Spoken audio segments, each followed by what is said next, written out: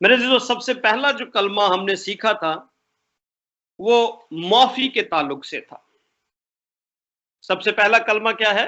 माफी के ताल्लुक से। अगर आप अपने पास लिखना चाहें तो लिख भी लें, ताकि आपको याद रहे कि यीशु मसीह ने सलीब पर जो खास बातें कही हैं वो कौन सी हैं। इसलिए क्योंकि जब आप लिखेंगे आप उनको याद रखेंगे और आप उनको दोबारा रिपीट भी करेंगे, उनको पढ़ेंगे भी और उनको सीखेंगे और फिर आगे सिखाने वाले होंगे। जब तक आप उनको लिखते नहीं हैं, जब तक आप उनको रिमेंबर नहीं करते, याद नहीं रखते, तो आप भूल जाते हैं। ऐसा ना हो कि सिर्फ हमने पहले भी तकरीबन ये सीरीज 2 हफ्ते से चल रहा है ये सारा सिलसिला, और आज फिर मैं उसी को रिवाइज कर रहा हूं। मकसद सिर्फ ये है कि आप लोग अच्छे से सीखें और उनको याद रखें, आपको वो बातें याद रहें। कोशिश करें वो हवाला जात भी आप याद रखें, ताकि आपकी बाइबल स्टडी में भी ये रहनुमाई करें। हर साल हम जो है वो मसीह की जो सलीबी मौत है, वो दुख, वो दिन, उन सब को हम जो है वो उसमें सेलिब्रेट करते हैं। हम उनके लिए हम खुदा के कलाम सुनते हैं, उन मसीह के दुखों को भी याद करते हैं, जिस तरह यीशु मसीह ने हमारी खातर जो है वो बनी इंसान की खातर किस तरह उसने दुख उठाया, किस तरह जो है वो उसको जो है वो ठट्ठों में उड़ाया गया, फिर किस तरह जो है वो उसका खून बहाया गया, उसको कोड़े लगे। यानी यीशु मसीह की तजलील जो की गई सिर्फ इसलिए हुई ताकि हम जो हैं खुदा की हजूरी में बच सके, हम खुदा की हजूरी में जिंदा किए जा सके, और हमारे ऊपर जो गुनाह, जो एक दस्तावेज थी गुनाहों का, वो यीशु मसीह ने अपने कफारे के वसीला से मिटाई, ताकि हम सबका कफारा हो सके। Hallelujah. Praise the Lord. Thank you, Father. Thank you, Jesus. Hallelujah. Hallelujah. Hallelujah. Thank you, Father. जी, इसका हवाला आप नोट कर लीजिए। लूका तबीब की अंजील, उसका 23वां बाब और उसकी 34वीं आयत है। लूका तबीब की अंजील, उसका 23वां बाब और उसकी 34वीं आयत है।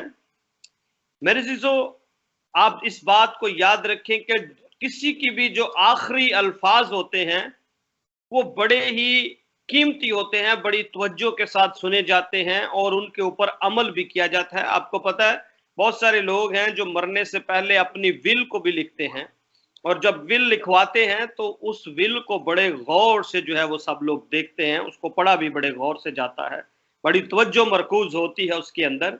इसी तरह जब यीशु के आखिरी सलीबी कलमात हैं, ये भी हमारे लिए बड़े ही जो है वो काबिले जो है वो गौर हैं, जिनको हमें देखना है कि यीशु ने जो बड़ा काम किया है सलीब के ऊपर, कफारा जो दिया है, उसके साथ चंद ऐसी बातें यीशु ने कही हैं जिनको मानना, जिनके ऊपर अमल करना हम सब के लिए नहायत जरूरी है, क्योंकि खुदा का कलाम है। यूं तो सारा खुदा का कलाम जो है वो रूह की तहरीक से लिखा गया है, लेकिन ये बड़े खास लफ्ज हैं जो सलीब पर यीशु ने अदा किए, जब वो बड़े दुख और कर्ब की हालत में था, जब बड़ी तकलीफ में था, तो उसने ये बातें कही। मेरे जो पहला कलमा जो है वो माफी का कलमा है, और उसकी 34वीं आयत में यूं लिखा है, मैं पढ़ता हूं, आप गौर से सुनिए। यीशु ने कहा, ऐ बाप, इनको माफ कर, क्योंकि ये नहीं जानते कि क्या करते। ये बिल्कुल हकीकत है कि वो वाकई ही नहीं जानते थे कि वो क्या कर रहे हैं, क्योंकि उनकी आंखें जो थी वो बंद थी, और इस वजह से जिस्मानी आंखें खुली थी लेकिन रूहानी तौर पे उनकी आंखें बंद थी। वो नहीं जानते थे कि वो ये क्या काम कर रहे हैं, वो किसको मसलूब करवा रहे हैं, किसको ऊपर जो है वो ठट्ठे उड़ा रहे हैं, किसको जो है वो मार रहे हैं, किसको किसकी तजलील कर रहे हैं, किसके मुंह पे थूक रहे हैं। ये सारी बातें वो वाकई ही नहीं जानते थे। इसलिए यीशु ने बाप से दरख्वास्त की, बाप से ये दुआ की कि ऐ बाप, इनको माफ कर दे। मेरे जीजो, इतने दुख के कर्ब में से गुजरने के बाद इतनी तकलीफ सहने के बाद, सारा कुछ होने के बाद यीशु मसीह को थप्पड़ मारे गए, मुक्के मारे गए, यीशु मसीह को कोड़े लगे, यीशु मसीह के ऊपर जो है वो सलीब जो थी, इतनी भारी सलीब उसके ऊपर कंधों पर रख के उसको कलवरी तक ले जाया गया। मेरे चीजों, कितना मुश्किल और कितना कठिन वो रास्ता था, और साथ में कोड़े जो बजते थे, और उसकी तकलीफ और दुख और दर्द जो थी, वो कैसी कर्बनाक हालत होगी उस वक्त। और फिर यीशु मसीह को रात को जो है वो सिलसिला शुरू हो जाता है, और अगले दिन चलता रहता है सारा दिन, 3 बजे तक ये सारा सिलसिला जारी रहता है। 9 बजे यीशु मसीह को, तकरीबन 9 बजे के करीब यीशु को सलीब दे दिया जाता है, और सलीब पर सबसे पहला जो काम है, जो पहला जो कलमा यीशु अदा करता है, वो यही कलमा अदा करता है, ऐ बाप इनको माफ कर दे। मेरे अजीजों, यीशु ने ये सारा कुछ कर दिया है, और हमें पता भी है कि यीशु ने सब कुछ किया है, यीशु ने कफारा दिया है, और ऐसी लानती मौत को कबूल किया है जो कोई भी जो है वो मतलब बड़े संगीन जुर्म जब होते थे उसमें दी जाती थी, ताकि इबरत का निशान बनाया जा सके, ताकि उनको जो है वो एक लेसन दिया जा सके, दूसरे लोग भी इस बात को देखकर डरे, उनको सलीब पे लटकाया जाता था। लेकिन मेरे अजीजों, यीशु मसीह के लिए ये पहले से ही पेशन गोई हो चुकी थी कि वो मसलूब किया जाएगा। यीशु ने भी कई दफा जो है वो इन बातों का बड़े वाज़िह तौर पर जिक्र किया। यीशु मसीह ने यह भी कहा कि जब जिस तरह मूसा ने बियाबान में बल्ली पे सांप को लटकाया, उसी तरह इब्ने आदम को क्या किया जाएगा, ऊंचे पर चढ़ाया जाएगा। मेरे अजीजों, यीशु मसीह तो पहले ही जानता था कि ये खुदा का प्लान है इस तरह से, लेकिन दुनिया को नहीं पता था कि ये प्लान कैसे पूरा होगा, कैसे यीशु मसीह इसको अदा करेगा पूरा। लेकिन इन सारी बातों के बाद जो सबसे पहला काम यीशु ने किया वो यही किया, उसने कहा, ऐ बाप इनको माफ कर दे क्योंकि ये नहीं जानते। मेरे अजीजों, आज ये कलमा हम अपनी जिंदगी पे इसका असर किस तरह लेते हैं? आज जब हम इसे सीखते हैं, जब इसके ऊपर हम इस पे गौर खोज करते हैं, जब हम इसके ऊपर मेडिटेट करते हैं, तो फिर हम इसको अपनी जिंदगी के अंदर किस तरह लेते हैं? जब यीशु ने ये कलमा सलीब पे अदा किया, तो हमसे यीशु क्या तवक्को करता है, हमसे यीशु की डिमांड क्या है कि हम अपनी जिंदगी पर इसको किस तरह अप्लाई कर सकते हैं, कैसे हम जो है वो इससे बरकत पा सकते हैं, किस तरह ये हमारी जिंदगियों की रहनुमाई करता है। हम इस बात को देखेंगे आज। यहां पर मत्ती रसूल की अंजील के अंदर 6ठे बाब में लिखा हुआ है 14वीं आयत में, इसलिए कि अगर तुम आदमियों के कसूर माफ करोगे तो तुम्हारा आसमानी बाप भी तुमको माफ करेगा, और अगर तुम आदमियों के कसूर माफ ना करोगे तो तुम्हारा बाप भी तुम्हारे कसूर माफ नहीं करेगा। मेरे अजीजों, जितने लोग वहां मौजूद थे उन्होंने बहुत बड़ी गलती की, उन्होंने बहुत बड़ा, हालांकि आपको पता है कि वो जो है वो यीशु मसीह को जो है वो रूमी जो वो था बादशाह, वो छोड़ना चाहता था, वो नहीं चाहता था कि यीशु को सलीब दिया जाए, क्योंकि उसको पता था कि ये जो है वो बेगुनाह है। लेकिन जो वहां पे उस वक्त के फकी फरीसी और सरदार थे और आम लोग थे, जो भीड़ थी, उसको उन्होंने उनके पीछे लगाया हुआ था, और वो यही कहते थे कि भाई इसे मसलूब कर दो। तो मेरे अजीजों, लेकिन यीशु ने वहां पर हमें एक नमूना दिया, यीशु ने वहां पर हमें एक लेसन दिया, और वो लेसन ये दिया, और उसने ये लेसन दिया, ऐ बाप इनको माफ कर दे, बाप से दरख्वास्त की। और इसी तरह से यीशु ने जब मुबारकबादियां सिखाई, जब पहाड़ी वाज अपने शागिर्दों के साथ खिताब किया, तो उनको यही कहा कि तुम क्या करोगे, आदमियों के कसूर माफ करो। अब यीशु मसीह ने जो कुछ सिखाया है, यहाँ पर प्रैक्टिकल हमें नजर भी आता है, यीशु ने भी सबके गुनाह और कसूर माफ किए, और आज वो हमसे ये डिमांड करता है, हमें ये सिखाना चाहता है कि हम भी एक दूसरे के कसूर माफ करें। मेरे अजीजों, माफी देना जो है वो नहायत मुश्किल काम है, और ये बड़ा डिफिकल्ट काम है, कोई नहीं कर सकता, बड़ा मुश्किल काम है।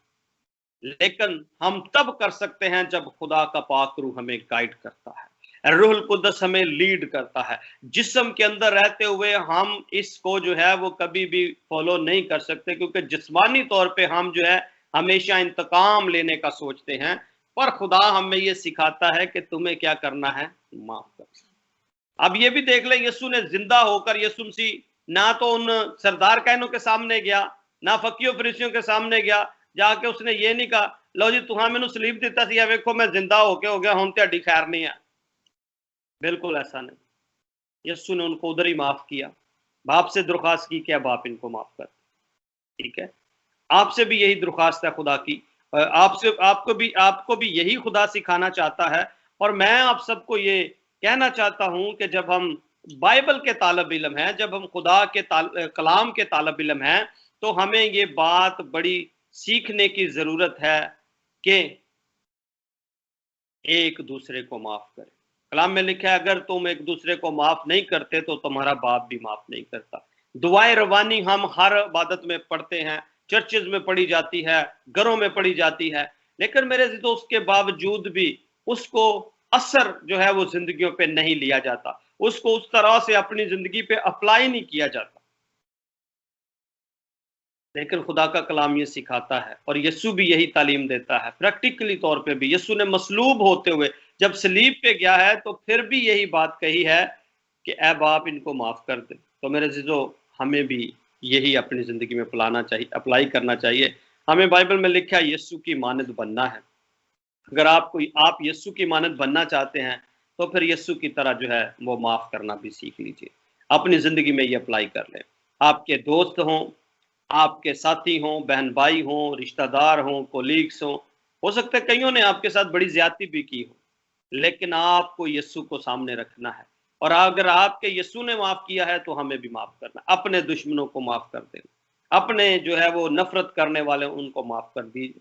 कुछ भी गलत आपसे किया होगा, बहुत ज्यादती भी हो सकती है, लेकिन जब हम मसीह में आते हैं तो हम सेम नहीं रहते, बल्कि हम क्या होते हैं, नए मखलूक बन जाते हैं। तो इसलिए मेरे अजीजों खुदा के कलाम को अपनी जिंदगी के अंदर अप्लाई कीजिए। आइए दूसरे कलमे की तरफ जाते हैं, और दूसरा कलमा है नजात का। दूसरा कलमा किसका है जी? नजात का है। लूका तबीब की अंजील 23वां बाब और उसकी 42वीं आयत है।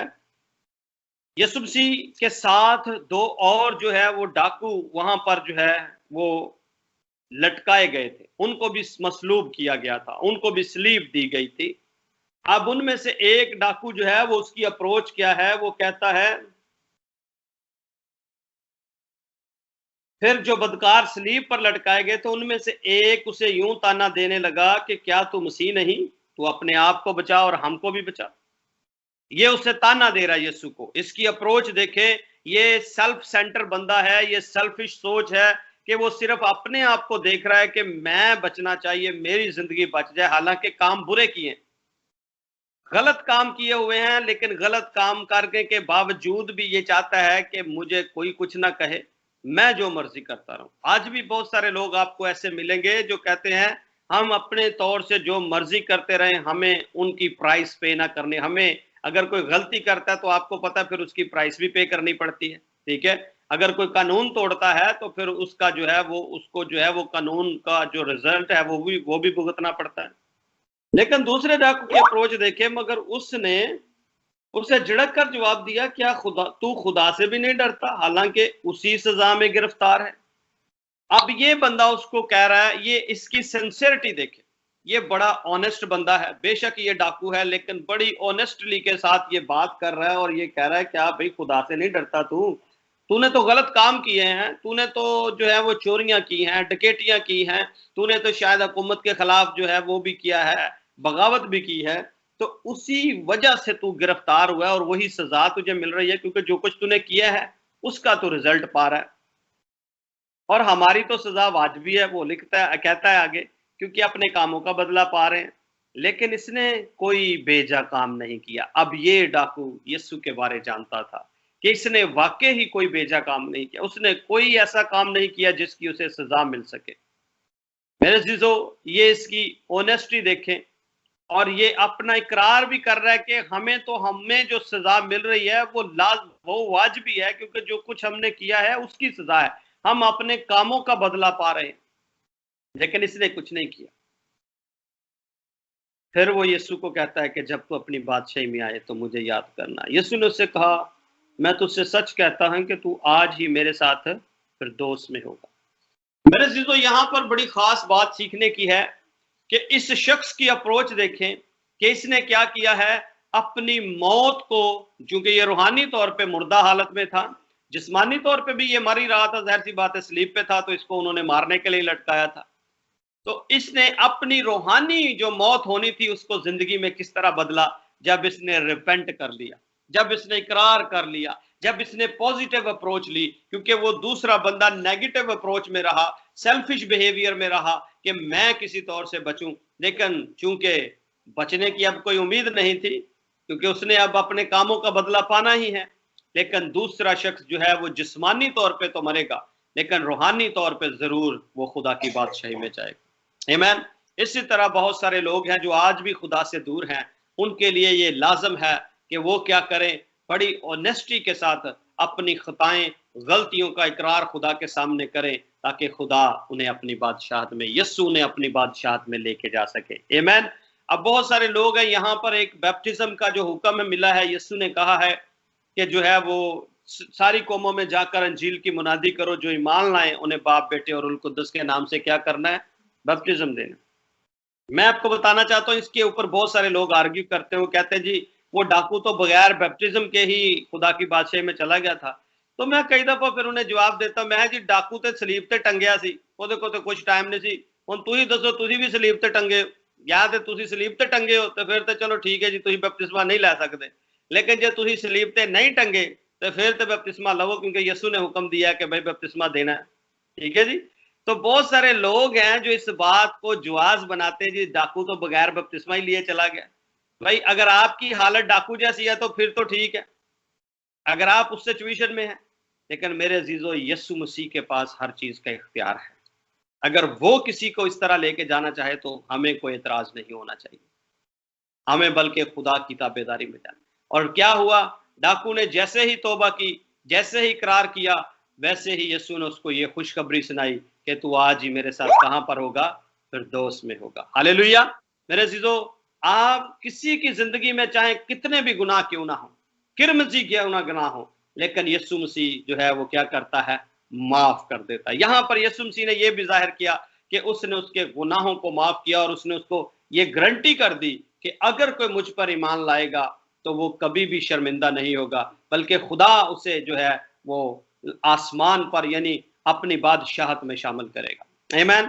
अब तीसरे कलमे की तरफ बढ़ते हैं। तीसरा कलमा है मोहब्बत का। मेरे अजीजों, ये बड़ा ही खूबसूरत कलमा है और ब्रदर शमौन ने बड़े अच्छे से इसको एक्सप्लेन किया था लास्ट टाइम। यूहन्ना की अंजील उसका 19वां बाब है और उसकी जो है वो 26वीं और 27वीं आयत है।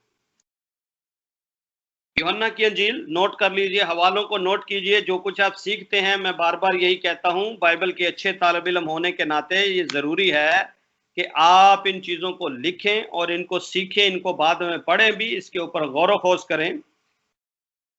मोहब्बत का कलमा तीसरा कहलाता है और यूहन्ना की अंजील 19वें बाब उसकी 26वीं 27वीं आयत है। मैं आपके सामने पढ़ता हूं, गौर से सुनिएगा।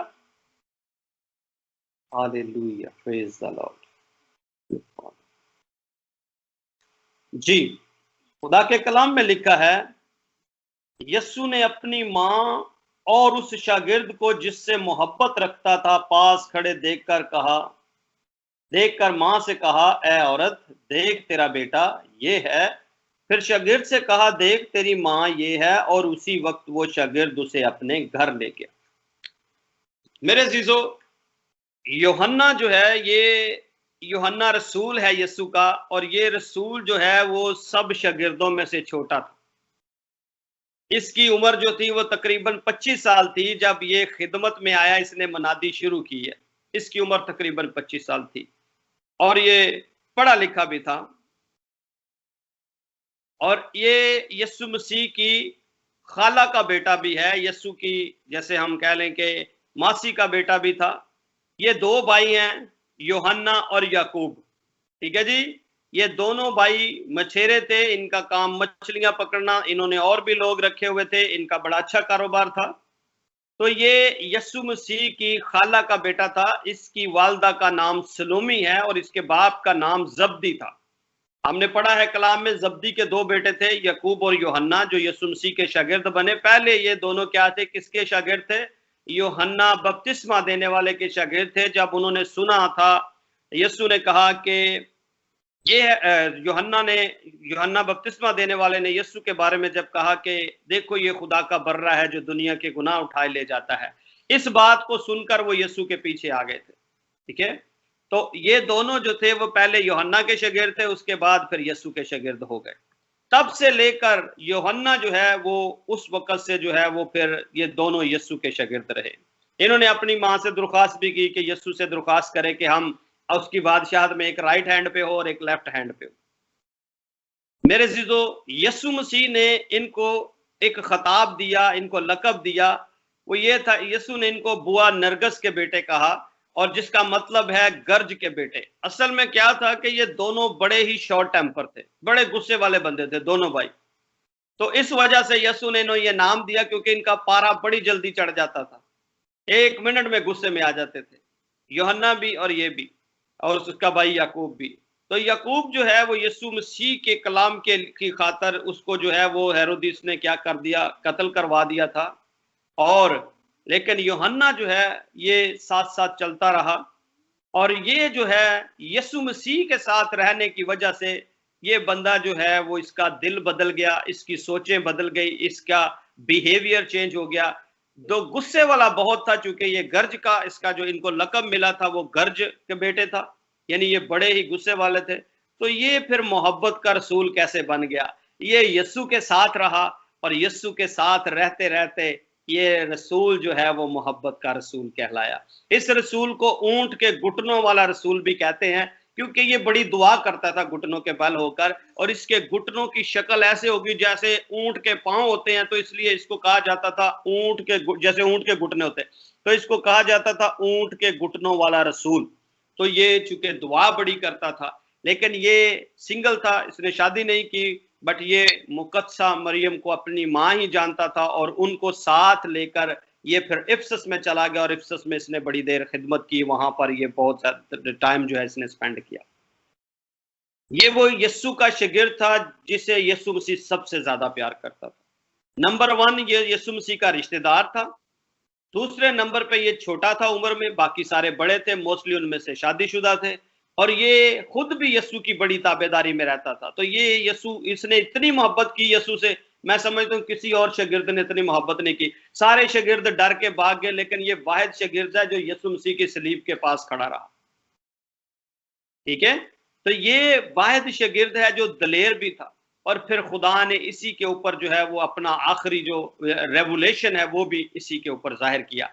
इसने यूहन्ना की अंजील लिखी है, इसने 3 खत लिखे हैं, पहला यूहन्ना, दूसरा यूहन्ना, तीसरा यूहन्ना, और इसने मुकाशफा की किताब भी लिखी है जिसमें इसे यूहन्ना आरिफ कहा जाता है। ठीक है, तो मेरे अजीजों, ये वो खुदा का बड़ा ही खूबसूरत यीशु का जो है वो शागिर्द है, जिसने बड़ी ताबेदारी और वफादारी के साथ। तो मैं आपको ये बताना चाहता हूं, ये कलमा मोहब्बत का है। यीशु मसीह सलीब पर है, लेकिन अपने जिस्मानी ताल्लुक को नहीं भूला, क्योंकि यीशु मसीह जिस्मानी तौर पे मुकद्दसा मरियम का बेटा था, रूहानी तौर पे यीशु मसीह मुकद्दसा मरियम का बेटा नहीं है। जितने बहन भाई मुझे सुन रहे हैं, ये बातें 2-3 हैं, बड़े गौर से सुन लीजिएगा। यीशु मसीह रूहानी तौर पे मुकद्दसा मरियम का बेटा नहीं है, सिर्फ जिस्मानी तौर पे, क्योंकि खुदा का ये प्लान था कि खुदा ने यीशु के लिए एक जिस्म तैयार किया, यानी मुकद्दसा मरियम एक मुकद्दस कंवारी को चुना जो सबसे ज्यादा रिस्पेक्टेड लेडी है। कलाम ये सिखाता है हर जमाना के लोग उसे मुबारक कहेंगे, और हम उसे इसी तरह से रिस्पेक्ट करते हैं जिस तरह अपनी माँ को रिस्पेक्ट करते हैं।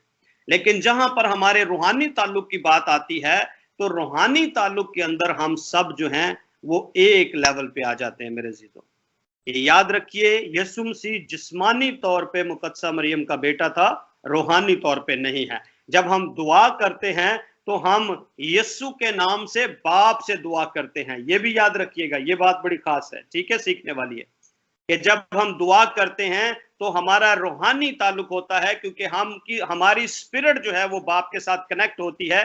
3 चीजें इंसान की जिंदगी के अंदर होती हैं, उसकी बॉडी की जो कंपोजिशन है वो किस तरह बनी है, उसकी रूह है, उसकी सोल है, और उसकी बॉडी है। ठीक है जी, ये 3 चीजें हैं। नंबर 1 पे उसकी स्पिरिट आती है, दूसरे नंबर पे सोल आती है, तीसरे नंबर पे उसकी बॉडी आती है। तो हमारा जो सबसे पहला काम स्टार्ट कहां से होता है? सोल से, स्पिरिट से। और स्पिरिट जो है, जो हमारे अंदर पाई जाती है स्पिरिट, क्योंकि हर कोई रूह है, हर किसी के पास एक स्पिरिट है, और वो स्पिरिट हमें खुदा से कनेक्ट करती है, क्योंकि खुदा जो है वो रूह है। बाइबल में लिखा है खुदा रूह है। तो वो हमें, जब हम खुदा से रेवलेशन लेते हैं, या हमें खुदा हमारी रूह में वो सारी बातें देता है। फिर आगे हमारा जो है वो बॉडी का दूसरा स्ट्रक्चर आता है, वो हमारी सोल है, जिसमें हमारा जो है वो थिंकिंग है, डिसीजन मेकिंग है, ये सारी चीजें हैं। उसके बाद बॉडी है जो हमें फिजिकल एनवायरनमेंट से जो है वो अटैच करती है। तो स्पिरिचुअली तौर पे, रूहानी तौर पे हम डायरेक्टली खुदा से कनेक्ट होते हैं, क्योंकि खुदा रूह है। इसलिए हमें किसी और से दुआ करने के लिए बाइबल हमें ये सिखाती नहीं है, बल्कि बाइबल हमें यही सिखाती, इवन यीशु ने भी कहा कि ए बाप, ठीक है जी, अपने बाप से दुआ करनी। लास्ट टाइम भी मैंने कहा कि इस रिश्ते को बड़ा खूबसूरत रिश्ता है, और हमेशा इसी रिश्ते को सामने रखिए। जब आप बाप को मुखातिब करें तो इसी तरह से कहें, ए बाप। यीशु ने कभी भी बाप को यहोवा कह के नहीं पुकारा, बाप को कभी भी इस तरह से कह के नहीं उसको बुलाया, बल्कि हमेशा अपने रिश्ते को जाहिर किया, ए बाप, ठीक है जी, मेरा बाप, मैं बाप में से निकला हूं। आपके अंदर भी वही चीजें जानी चाहिए। जब हम कहते हैं ना हम यीशु की मानद बने, तो यीशु की तरह फिर हमें बिहेव करना है, यीशु की तरह, यीशु का करैक्टर अपनी जिंदगी के अंदर लेना, ये बहुत ज्यादा जरूरी बात है। और यहां पर यीशु मसीह अपनी जिम्मेदारियों से गाफिल नहीं हुआ, बल्कि सलीब पर भी जाके उसने अपनी जिम्मेदारी को याद रखा है कि मां की जिम्मेदारी मेरे ऊपर है। इसलिए उसने यूहन्ना को जो है वो, जो यीशु का शागिर्द था, उसे कहा, पहले मुकद्दसा मरियम से कहा, ए औरत, तेरा बेटा ये है आज से, क्योंकि अब मेरे यहाँ से जाने का वक्त हो गया है, मेरे कूच करने का वक्त आ गया है, अब मैंने जाना है, मैंने वो जो काम मुझे खुदा ने, जो बाप ने दिया था, वो मैंने पूरा कर लिया है, अब मैं यहाँ से जाऊंगा। तो इससे पहले, जाने से पहले उसने ये जिम्मेदारी पूरी की है। मेरे अजीजों, जितने बहन भाई इस वक्त मुझे सुन रहे हैं, आपकी भी कुछ जिम्मेदारियां हैं अपने पेरेंट्स के ताल्लुक से। वो आपने कभी भी उनसे गाफिल नहीं होना, हमेशा उन जिम्मेदारियों को पूरा करना है। अगर आपके मदर है, फादर है, इन तमाम की जिम्मेदारियां आपके ऊपर हैं, ठीक है। उनकी सेहत का ख्याल रखना, उनकी फाइनेंस का ख्याल रखना। और खुदा हमें ये सिखाता है, कलाम हमें ये कहता है कि तू अपने माँ बाप की क्या करना? रिस्पेक्ट करना, इज्जत करना।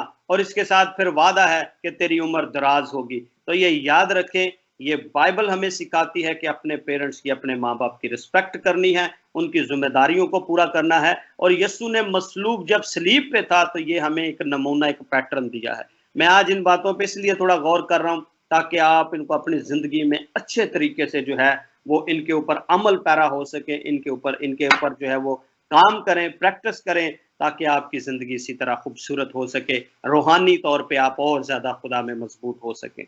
आइए मेरे अजीजों, उससे अगला जो है वो कलमा है, वो चौथा कलमा है, कफारे का कलमा है। और ये मत्ती रसूल की अंजील उसके 27वें बाब में लिखा हुआ है, और उसकी 46वीं आयत है। Hallelujah, praise the Lord. मत्ती रसूल की अंजील उसका 27वां बाब है, मत्ती रसूल की अंजील का, और उसकी जो है वो मेरे अजीजों 46वीं आयत है।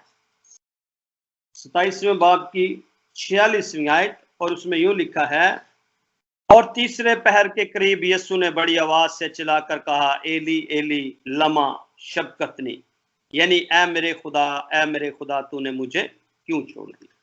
मेरे अजीजों, इसी बात के लिए यीशु मसीह जो है वो गतसमनी में खुदा के सामने दुआ भी करता है, बड़े दुख की हालत में होता है। उसका पसीना जो है वो गोया खून की बड़ी बड़ी बूंदे बन के, क्योंकि यीशु मसीह जो है वो क्योंकि जो इंसान ने गुनाह किया था, उसकी जो पूरी कीमत है यीशु ने सलीब पे दी है। और उस पूरी कीमत में ये भी थी, एक चीज शामिल थी कि यीशु मसीह रूहानी तौर पर जो है वो, उसको जो है वो दूरी, सेपरेशन खुदा से बर्दाश्त करनी थी। इस वजह से वो इसके लिए बार बार दुआ करता है, बाप अगर हो सके तो ये प्याला मुझसे टल जाए, लेकिन फिर भी मेरी नहीं बल्कि तेरी मर्जी पूरी हो। क्योंकि ये पूरी गुनाह की प्राइस यही थी। यीशु मसीह जिस्मानी तौर पे भी दुख उठाया, लेकिन रूहानी तौर पे जो दूरी थी खुदा से, जो सेपरेशन थी, वो भी, क्योंकि इंसान के लिए यही जो है वो पहले से डिसाइड हुआ था कि जब वो फल खाएगा, जब गुनाह करेगा तो उसको खुदा से सेपरेशन का सामना करना पड़ेगा। और यीशु ने इसको भी सलीब पर जो है वो अदा किया है। वो जो 3 घंटे 12 बजे से लेकर 3 बजे तक जो है वो अंधेरा छाया रहा, उसके अंदर बड़ा दुख और कर्ब की हालत यीशु मसीह के ऊपर यही थी। मेरे अजीजों, यीशु ने उसकी पूरी प्राइस जो है वो पे की। और यहाँ पर यीशु मसीह खुदा बाप के सामने जो सलीब पे मसलूब था, तो ये खुदा के सामने, क्योंकि खुदा जो है वो यहाँ पर एज ए मुंसिफ था, एज ए जज के तौर पे था, यूनिवर्स के जज के सामने था और वो उसको जज कर रहा था। इसलिए यहाँ यीशु मसीह ने ये वर्ड भी इस्तेमाल किए, ए मेरे खुदा तूने मुझे क्यों छोड़ दिया। इससे पहले कहीं भी यीशु ने ये वर्ड इस्तेमाल नहीं किए। यहाँ पर यीशु मसीह जो है वो खुदा को जब ऐसे जज के तौर पे देखता है तो फिर वो कहता है ए मेरे खुदा। लेकिन इससे पहले आप देखें, यीशु ने हर जगह खुदा को बाप कहा है, यानी ये वाजे करता है कि यीशु ने मेरी और आपकी पूरी कीमत अदा की है। और करंथियों के खत में पौलुस रसूल ये बात लिखता है, क्या तुम नहीं जानते कि तुम्हारा बदन खुदा का मकदस है और तुम कीमत से खरीदे गए हो, इसलिए अपने बदनों से क्या करो, जलाल जाहिर करो। और वो जो बड़ी कीमत अदा की गई है वो बर्रे का लहू है। पतरस अपने खत में लिखता है कि तुम एक बड़ी कीमत से खरीदे गए हो और वो कीमत बर्रे का लहू है मेरे अजीजों, इसलिए अपने बदनों से उसका जलाल जाहिर कीजिए। यीशु ने आपकी हर खता की कीमत पे की है, यीशु ने आपके हर गुनाह की कीमत पे की है मेरे अजीजों। इसलिए जरूरी है अपने बदनों से उसका जलाल जाहिर करें, अपने बदनों से यीशु के किरदार को वाजे करें। जहां उठते बैठते सोचते ख्याल कर हर वक्त जो है अपनी रफाकत में भी खुदा के किरदार, यीशु के किरदार को जाहिर करें, ताकि लोग जाने कि आप यीशु के शागिर्द हैं। आमीन। खुदावंद आपको बहुत बरकत दे। आइए हम 5वें कलमे की तरफ जाते हैं, जो जिस्मानी दुख का कलमा है। यूहन्ना की अंजील उसका 19वां बाब और उसकी 28वीं आयत है मेरे अजीजों। क्या लिखा है यहाँ पर, पढ़ते हैं। इसके बाद जब यीशु ने जान लिया कि अब सब बातें तमाम हुई ताकि नविश्ता पूरा हो, तो उसने कहा, मैं प्यासा हूं। यीशु मसीह जिस्मानी तौर पे बड़ी तशद्दुद की गई, रात से उसको लेके चल रहे हैं, मार रहे हैं, बहुत कुछ कर रहे हैं। जब सलीब पे है तो फिर यीशु कहता है मैं प्यासा हूं। तो मेरे अजीजों, जिस्मानी तौर पर भी यीशु को प्यास लगी थी क्योंकि वो जिस्म की हालत में भी था, और रूहानी तौर पर किस तरह इसको हम अपनी जिंदगियों में लेते हैं। आज मेरे और आपके लिए इसका क्या मतलब बनता है, क्या हम इससे जो है वो अपनी जिंदगियों पे असर लेते हैं, जहां यीशु कहता है मैं प्यासा हूं। मेरे अजीजों, यीशु मसीह ये प्यास रखता है कि हर एक रूह जो है खुदा के पाक रूह से भरे, हर एक रूह जो है वो अपने गुनाहों से तौबा करे, यीशु को अपना शख्सी निजात दहिंदा कबूल करे और खुदा की बादशाहत में दाखिल हो। कलाम में लिखा है, खुदा ये कहता है, मुझे मरने वाले की मौत में, मुझे अपनी हयात की कसम है कि मुझे मरने वाले की मौत में कोई खुशी नहीं, बल्कि हर कोई तौबा करे और रजू लाए, खुदा की तरफ आए। ये खुदा का प्लान है। यीशु मसीह ने ये कहा, अगर कोई प्यासा हो तो मेरे पास आए। मेरे अजीजों, क्या हर कोई प्यासा है? क्या हर किसी को प्यास है? किसी को भी नहीं। आपको कह के प्यास लगवाना, आपको बताना पड़ता है, भाई जी भैन जी त्यानू प्यास लगी है, यीशु को ला जाओ। यीशु ने कहा मैं जिंदगी की रोटी हूं। त्यानू कहना पैंदा, भाई जी तेनू भुख लगी, कलाम पढ़िया करो क्योंकि ये जिंदगी की रोटी है। भैन जी कलाम पढ़िया करो, खुदा दे कलाम नू सीखो। कह कह के भुख लवानी पैंदी ताकि और खुदा दे कलाम वाला हो। लेकिन मेरे जीजो, हर कोई प्यासा नहीं। कलाम में लिखा है, यीशु ने कहा अगर कोई प्यासा हो। आप सोचें, क्या आप खुदा के कलाम की प्यास रखते हैं? क्या आप खुदा के पाकरू की प्यास रखते हैं? क्या आप उस किरदार की प्यास रखते हैं जो यीशु मसीह का था? अगर नहीं रखते तो आज इस बात को अपनी जिंदगी में ले आइए मेरे अजीजों।